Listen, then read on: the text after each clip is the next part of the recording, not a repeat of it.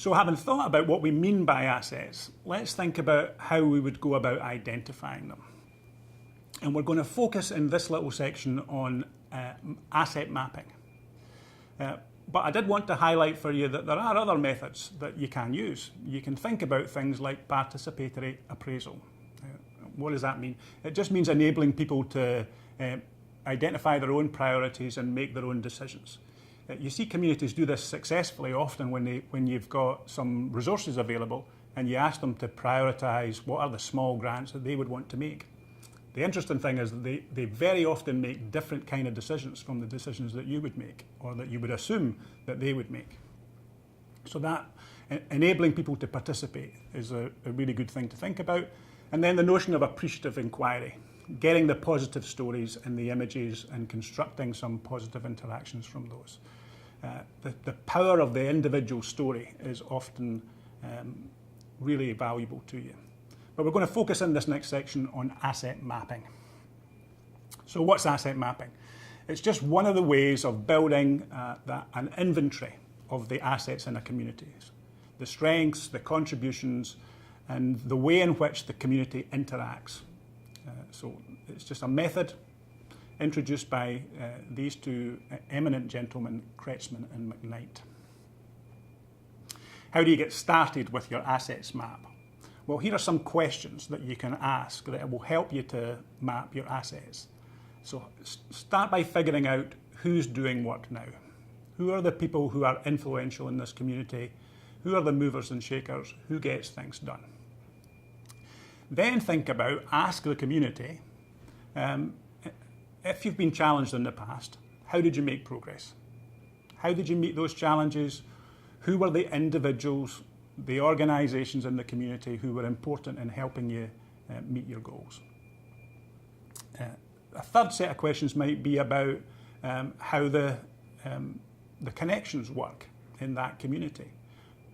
Who gets on with who? Who's able to work with this organisation? Where have the partnerships been formed in the past, and where does the social capital exist? Fourth, think about the things that really matter to the community. You know, we've started in healthcare to get people to think about that question, what matters to you? It's also important in communities. So try and figure out what are the things that really matter in this community, and then work alongside those.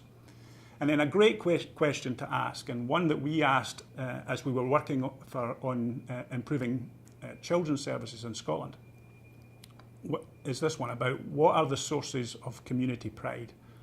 And it's amazing the amount of competition that you can generate in terms of people coming up with great ideas that are a source of pride in their community. So there are some questions that you can ask to start mapping your assets. And then you can build on those and think about those levels of assets that we talked about earlier. So where am I going to find individual capacity? Where am I going to find institutional assets? There are some examples: churches, libraries, schools. Who are the organisations that already work here and are influential? Those sources of community pride. And then the other things, the grant funding that's already there, the publicly available data that no one's currently paying any attention to, the help that you can get from investors in that community. So what's this picture telling you? It's telling you that you've got 2 ears and 1 mouth, and you should use them in that proportion. It's really important when you're making your assets map that you arrive in the community in listening mode. You're not there to tell the community, here are your assets. You're there to ask the community, what are your assets? And then to listen to what they tell you and to map those effectively. So here's a great question that can get you started.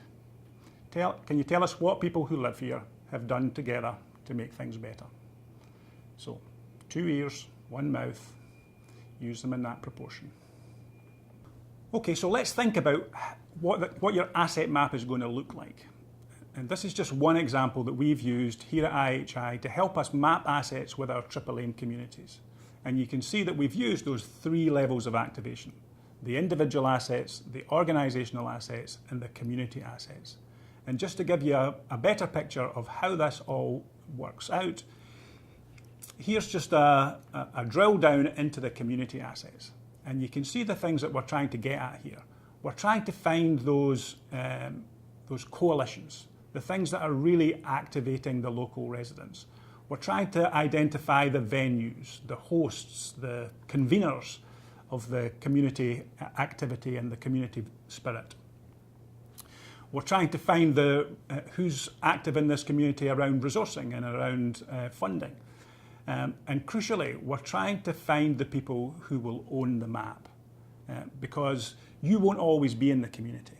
And part of what we need to leave behind is a legacy, a group of people who will own this community asset map. And so these are the things to be thinking about as you're mapping your assets, and you can use this framework as a basis for doing that. And here's something of the nature that you might end up with.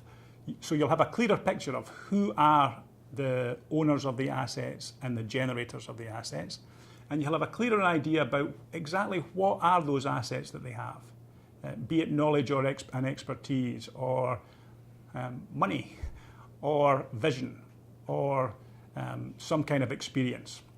So who are the asset owners and what assets do they have? Those are the two real components of your asset map.